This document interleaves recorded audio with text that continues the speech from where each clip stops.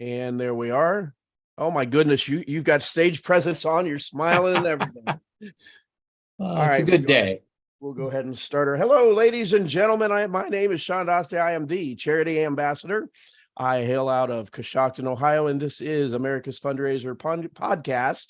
I believe this is going to be episode number 5.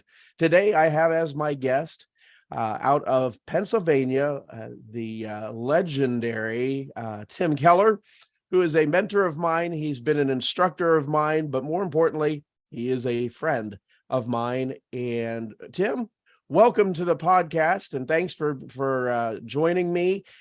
And I was wondering if you would be kind enough to tell the crowd about yourself and your company and your ties to the nonprofit auction industry. Sure. Thanks, Shawn. It's good to be with you today on the program. So I am a second generation auctioneer. My dad started in the auction business before I was born. So we grew up selling real estate and pots and pans and household furniture and all of that. And then our business was able to grow and diversify into fundraising. So now we have, within our staff, we have those that are involved in fundraising, work with nonprofit organizations full time. All right. How long has HK Keller been in existence? Since 1960. Yes. I remember your dad was a fine person, and your mom too. I met them, I believe, in Louisville or Addison, one of the conference and shows. They didn't miss very many. I've known Tim. They enjoyed being part of it. Yeah. I've known Tim for probably 11 years out of the 11 that I've been an auctioneer. He's been an instructor. You're a CAI instructor? I am. That's what I thought. What do you teach over there? We teach customer service, the customer experience, and how businesses can profit from giving great service. Well, that's actually a fantastic way to get this podcast started. Let's talk a little bit about when nonprofits host an auction gala. You're with your donors from cradle to grave, from start to finish, from before the registration to gathering stuff, to putting experiences together, to it's kind of a donor development, all the way to paying for their stuff and going home, and the year afterwards, after us auctioneers are long gone. And that's kind of an area that you specialize in, if I'm not mistaken. Take us through a little bit of that. So when we give input to a nonprofit, we come from two perspectives. And one is, what is the customer experience and how do we make that great? The second part is, how do we maximize the fundraising for that evening? As you know, fundraising events are a lot of work. And so our thought, look, if we're going to do all this work, then let's maximize the money and let's make it memorable for our guests. And I could talk a lot about this. We pattern a lot of our work after a book called Story Brand, which the essence of it is to make the donor the hero, to let them be the one that wins. And it's interesting in talking with organizations, in letting them know that, your fundraising night, your event really isn't about you. It's about your guests. And so when you put the guests in a position to be the hero and to be the one that can make the difference, this phrase came to me a little while ago, and we've been using it. People give because of inspiration, not because of education. And we've all been at those events where, it just goes on, and they're just pumping facts about what the organization does and what they've done and what they're going to do. And it all becomes jumbled. So we really focus on the heart and the story and the feels and the inspiration. Okay, very good. You talk about inspired giving. What are some of the tips that an organization can do to inspire donors? Because let's face it, they've got one night. And as we know, through personal property auctions, through real estate auctions, through equipment auctions, auto auctions, whatever the case may be, when you have an auction, there is a flow that is very important, and there is that hill. There's the excitement hill. I don't know what you guys call it, but there's a certain amount of time that you have to create excitement, to maintain the excitement, and that's where us professionals come in. Take us through that a little bit as far as with our donors and making their experience wonderful through that Sure. through that time. Yeah. We encourage organizations to have a well-planned, well-paced event. We do things like recommending not putting the times in the program of when things are going to be, because generally, most times, food service takes longer than we scheduled for. And so if you say that food service is going to be over at 7:30 and we're going to start the program at 7:30 and it's 7:50 and not everyone's served, people begin to get nervous, or they feel like, is this thing running off track? So we recommend for the guest comfort level, yes, you can have an order of things, and backstage, or it's kind of like a team having a playbook. We know what the plays are, but the spectators don't. So yes, we need it planned, and we need to have times put in for the event, but we don't necessarily need to publish those for the donors. And we found that enhances their experience because they're not nervous or anxious if things are running a little bit behind schedule. Good. Now, I have a couple of questions that this brings up as far as flow, and different areas of the country do things different ways. I'm sure that the Mid-Atlantic region does things differently than the Midwest does, which does it differently than the Pacific Northwest or California as compared to Texas. My first question is when do you host, or when do you do your fund to need, your special appeal, your cash call, and why? And do you start your portion of the event, or do you recommend? I mean, I realize that every event is different and it's not up to us. It's actually up to the chair, to the board. And we're just there as consultants. But when do you start? Do you start after dinner served, after dessert served, after everything's cleared? What are your thoughts regarding those areas? So we like to start as soon as the last plate is served. So if it's a plated dinner, we like the program to begin once that last plate is down. And that may not just be the auction, that may be a welcome, a speaker, an honoree. We work really hard to keep the program moving. And actually, COVID really helped us out with this. When we went to online events, we realized that every second matters. You know, when someone's at a live event, the only other place they can go is to the bathroom. But in a virtual or online event, the only other place they can go is everywhere else in the world. So we really had to work hard to capture people's attention. And so we've transferred that over to our live events. We used to say every minute counts, but I believe that every second needs to be treated as valuable real estate in your program. So we often start our consultations with the question of, what do you want your guests to experience that evening?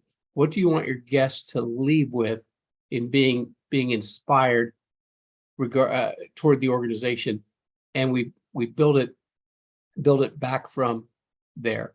So there are times where we will do an event where we only do a live appeal. There is not an auction. We do some events where we do the live appeal in the middle of the auction. That sometimes is beneficial, because if you have an auction with 8 items, you're really going to only engage about 16 bidders, and the rest of the people are spectators. And so sometimes by stopping that auction, bringing up the story, having the presentation, it brings people back in, and gives them the opportunity to donate and then continue on with the auction. We've done the live appeal in the front of the auction, we've done it in the middle, and we've done it after the auction. I don't think there's a wrong way if it's done well. Okay. Speaking of being done well, is there a particular method that you recommend to the nonprofits as far as leading into the fund a need, or the I guess an instructional tutorial how they would do that? Let's say we've got a nonprofit that they may have raised $10,000, $20,000, and now they want to go to the next level. They may not have ever had a fund a need or a cash appeal. Mhm. Of course, we've all seen those events where they do, 100,000, 500,000, maybe $1 million or maybe more. But if for the guys just starting out, or how do they make that jump? And what specific steps would you recommend? Or we found video to be very, very valuable because you're able to tell a story much more thoroughly, much more creative, and people watch it. To be a speaker and captivate a room takes a lot of expertise. And so if we bring out, let's say we're bringing a family who's a representative of one of the beneficiaries of the organization, that family ought to be coached in their presentation prior to the event. And what we've also found, just like in comedy, the shorter the better. We did an event where a judge was an honoree, and sometimes that's a great idea to have an honoree. It draws in more people sometimes. But the judge had two daughters that loved him very much, and they decided they were going to say a few words about their father. And 55 minutes later, they were still talking about their dad. And it was a wonderful, loving tribute. But as far as fundraising goes, as far as the guest experience goes, it was the wrong move for that night. Absolutely. I always, the way I coach is, are you there for a party, or are you there for a fundraiser? And if you're there to raise funds, you need to be constantly aware of where your donors are, because let's face it, people plan for philanthropy, but there is a lot of emotion involved, and it's I think half of our job is science and half of our job is art. We can plan for success, but we can see and react and cause success through the experiences that we've had, and the momentum, and keeping that momentum, bringing that energy into the room, which actually brings me to my next subject. When a nonprofit is considering, we've done a lot, an online auction, or not an online, we've done a silent auction. We've done all sorts of fundraising ideas. We're kind of kicking around, maybe a school is kicking around the idea of a live auction. How do they know when it's time? So that's a great question. A live auction is dependent upon the people in the room.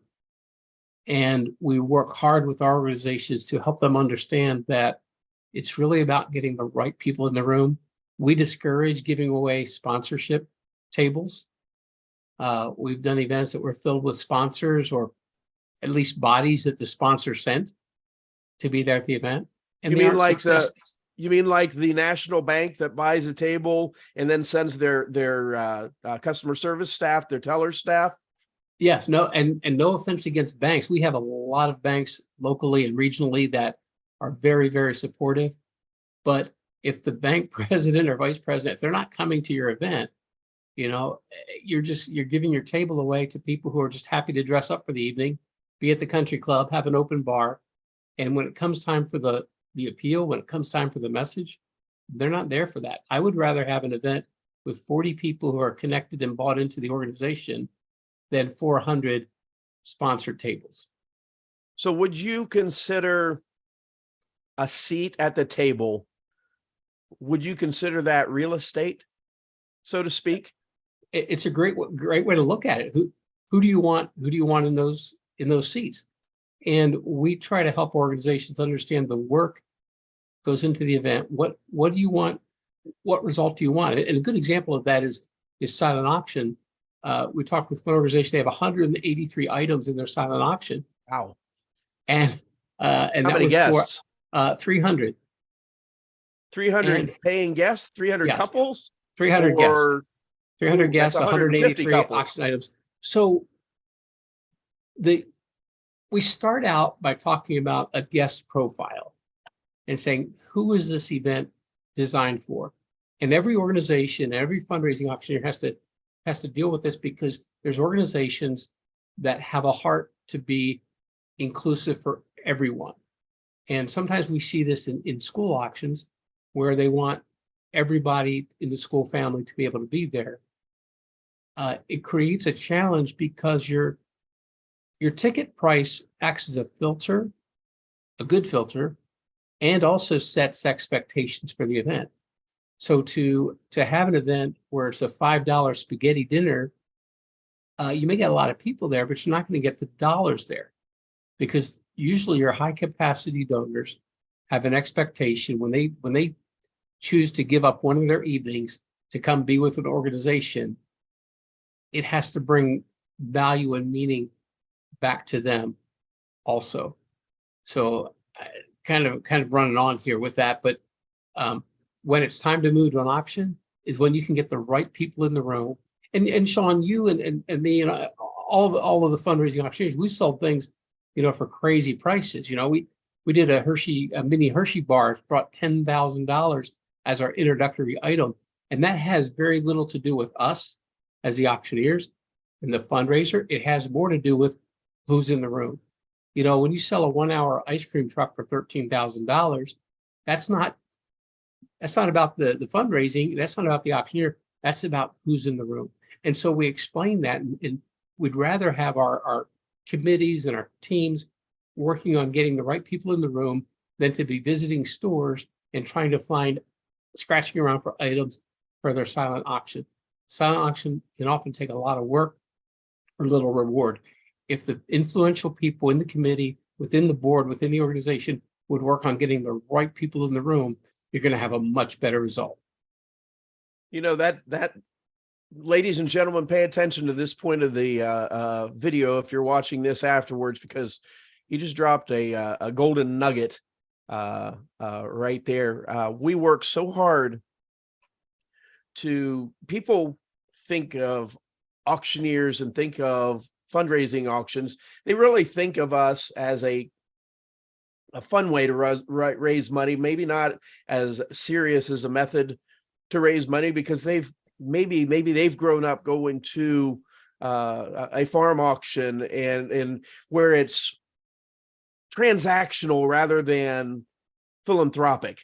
And it's getting our event chairs and our event boards to think of what we're doing. It's the largest fundraiser of the year for most of these events, and it can be and it should be. But you've got to develop your event. You've got to develop your donors and get them ready for us. So that was part of the reason I was. I guess what I'm talking about is maximizing an event. What, as far as starting an event, when you're registering people, now you have an entire family, you have a large crew, whereas I am traditionally the one-man band, a smaller, and I'm sure there are nonprofit boards that are the same way. They've got one volunteer that does almost everything, or they have a very large and well-organized event development committee. And it's how do you recommend a certain amount of registration computers for a certain amount of people, or do you let the nonprofits handle that on their own? We give input, and we do provide We do provide checkout services. We can provide help, staffing help for the registration. We work really hard to make the registration as seamless as possible. I know with online bidding platforms that many organizations use to kind of manage their whole event, they'll have silent auction, all that bidding can be online. And what's nice about that, people need to enter their credit cards and can take care of paying and all that. One of the downsides is people have to enter their credit cards. So yes, we help with Wipers with that. Swipe. We got the swipers and so we do all that. And we don't, that's added fee for our services for that. of course, that's manpower. We're paying people to be there. The benefit of that though, Shawn, is our staff and for fundraising companies that provide that staffing, they have people there that know what they're doing. And the worst place for board members and staff members to be at an event is seated behind a table, trying to figure out that's where we see them. How to register people, how to check people out. You need qualified volunteers or staff that can do that. That's your time to engage your donors, to engage your guests.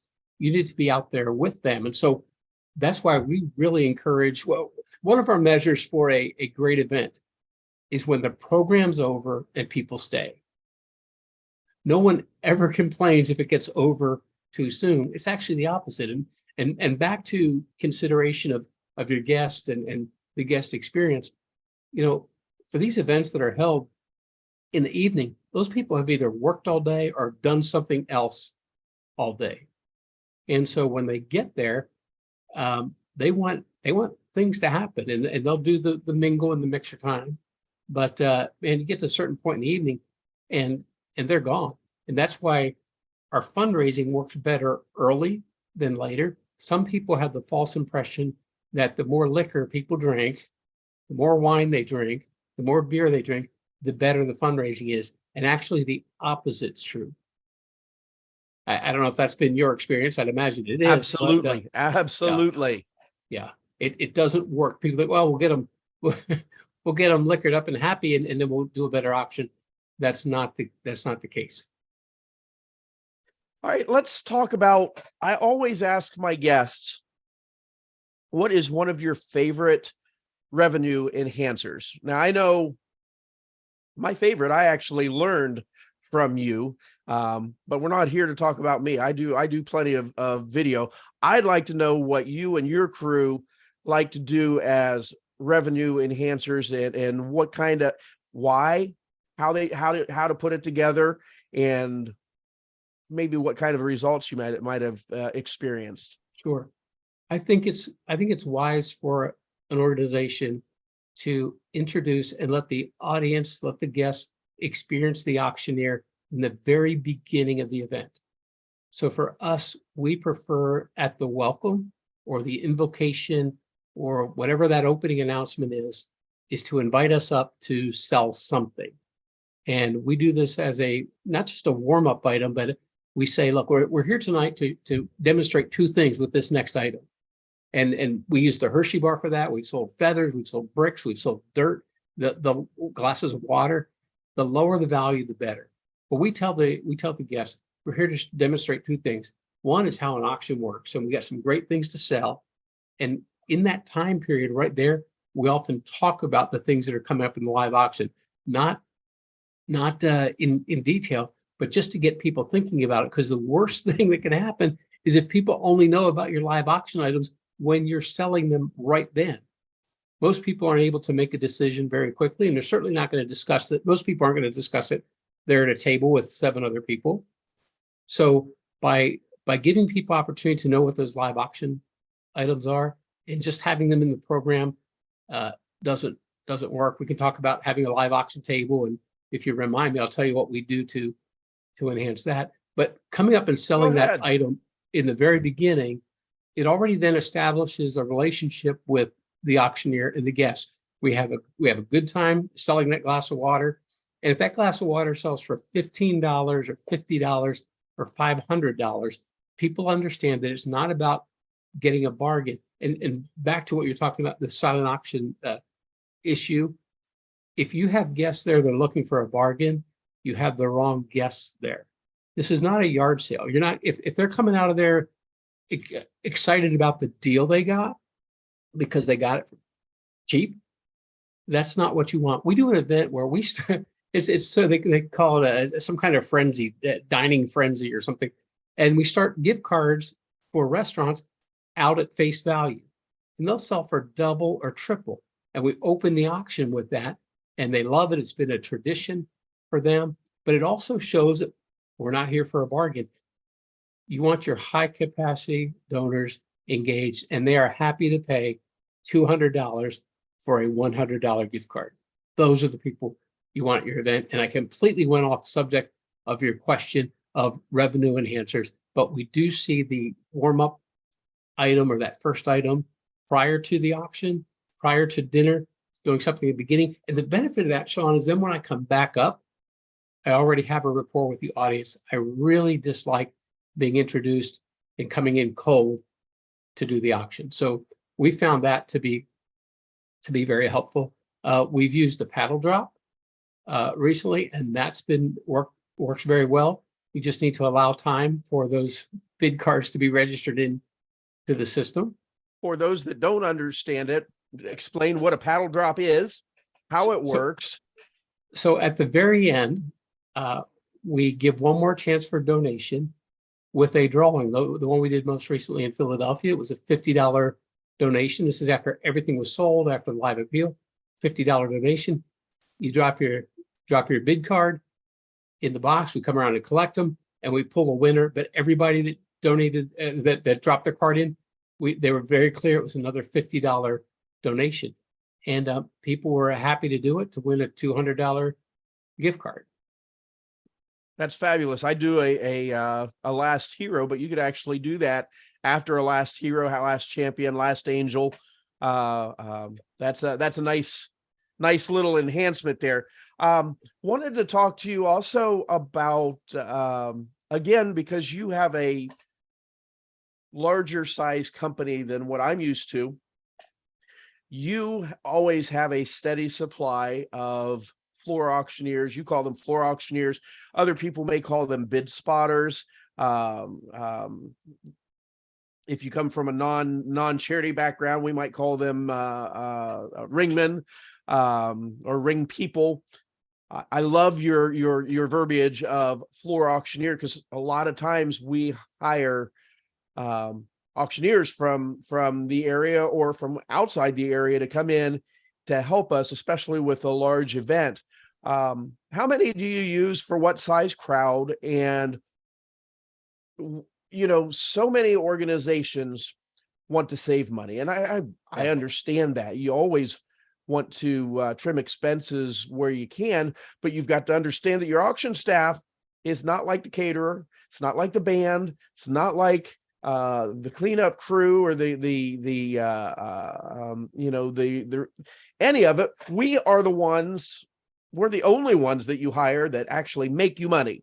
So walk us through hiring floor auctioneers versus your board, again, volunteering to be a bid spotter.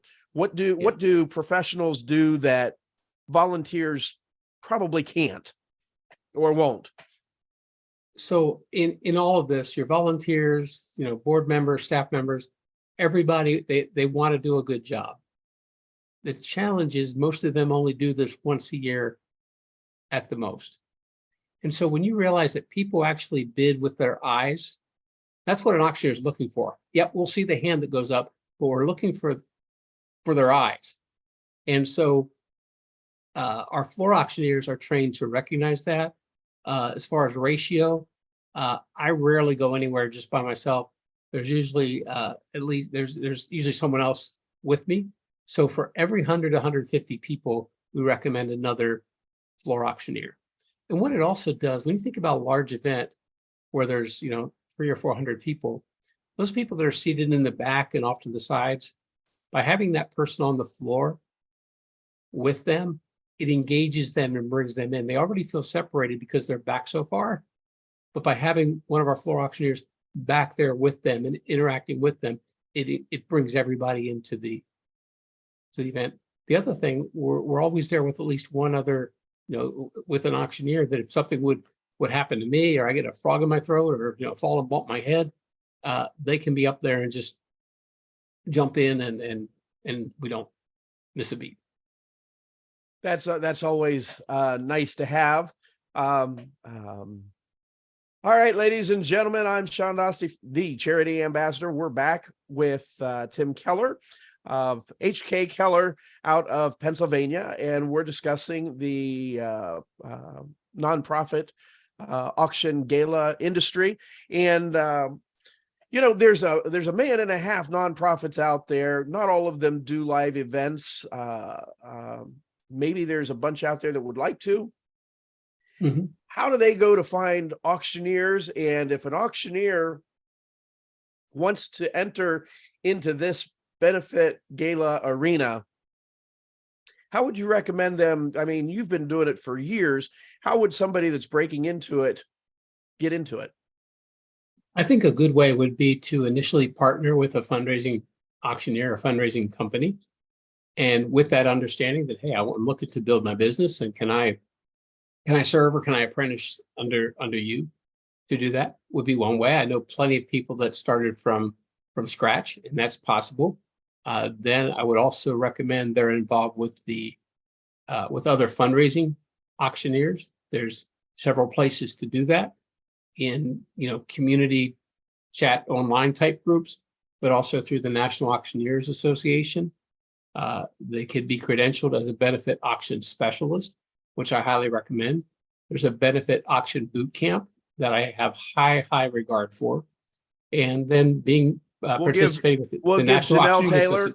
Hey, Janelle. We'll give Janelle Taylor a little boost there. Absolutely. She is phenomenal. I took her course 10, 11 years ago when I first started, and I still go on her Facebook boot camp page for the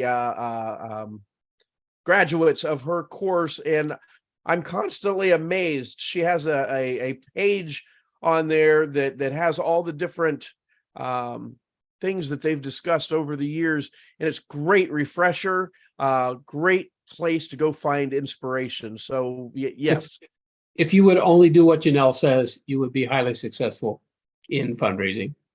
That is very, very, very true. Now, on the flip side of that, we have auctioneers, then you have nonprofit organizations. What kind of advice do you have for nonprofits that are out there looking for auctioneers?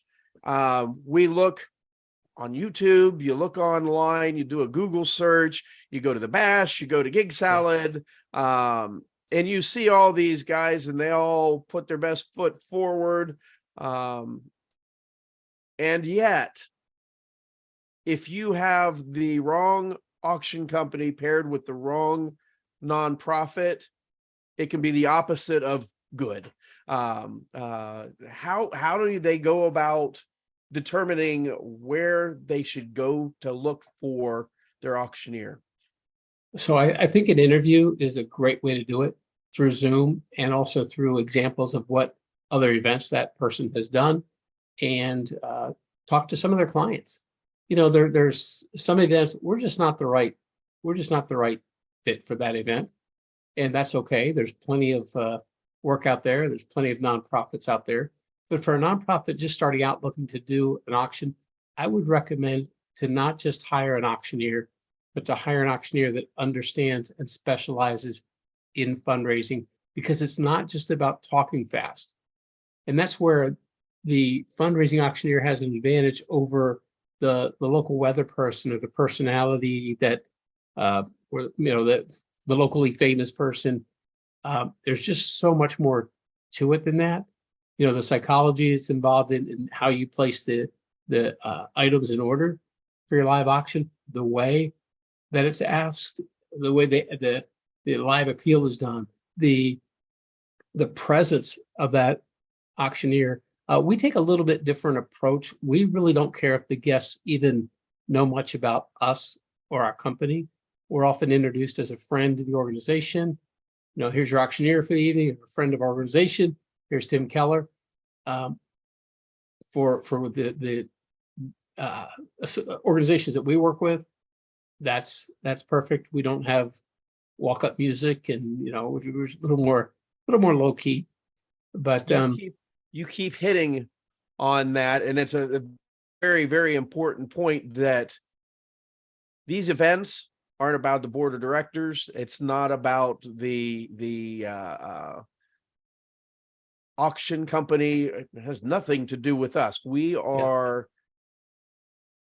deliver the inspiration to allow the passion of the organization, whatever it is that they do, and the donors that so badly want to connect with them, and we help them do that through their wallets, and to develop long-term relationships rather than a one-time transaction.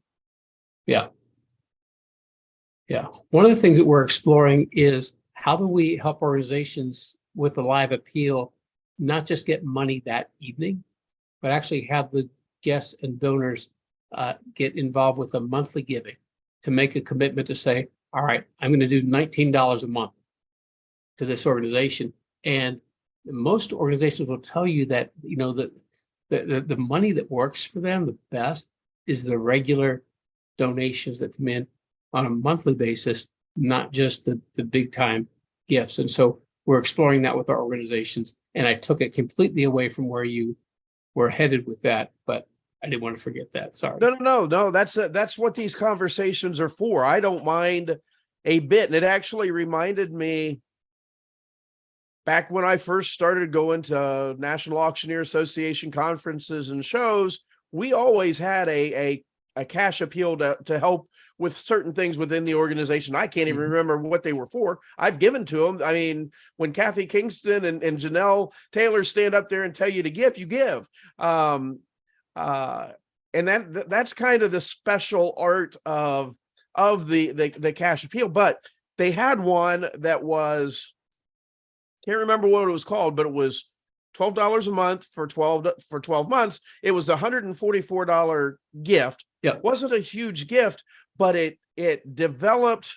People responded. It was guys like me that, $250 at that time was a lot of money.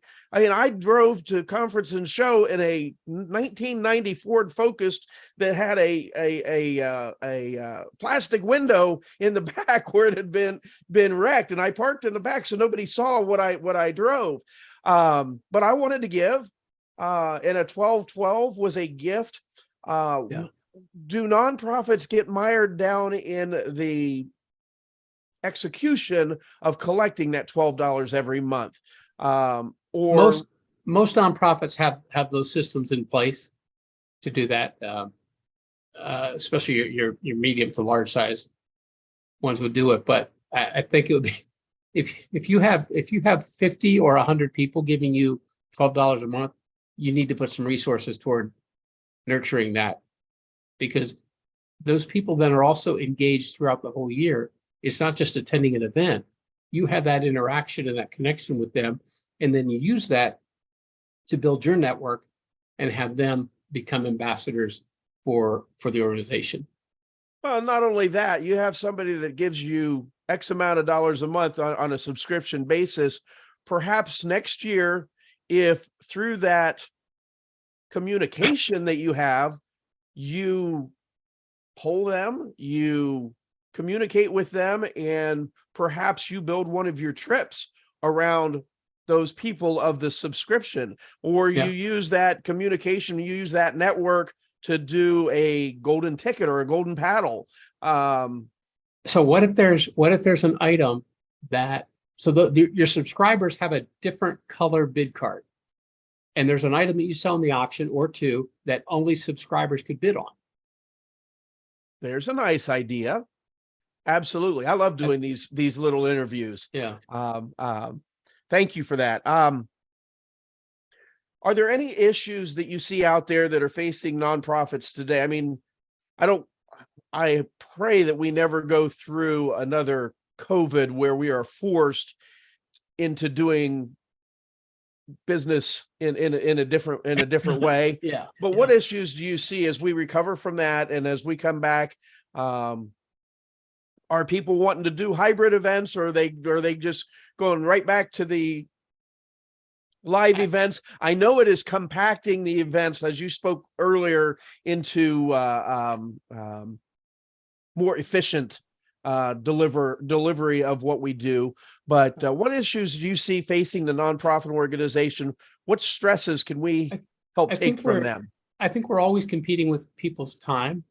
So we are seeing more organizations moving to weeknight events of 2 hours in length and having the same result as a 6-hour Saturday or Friday night event, because you can compress the time. You have an engaging program.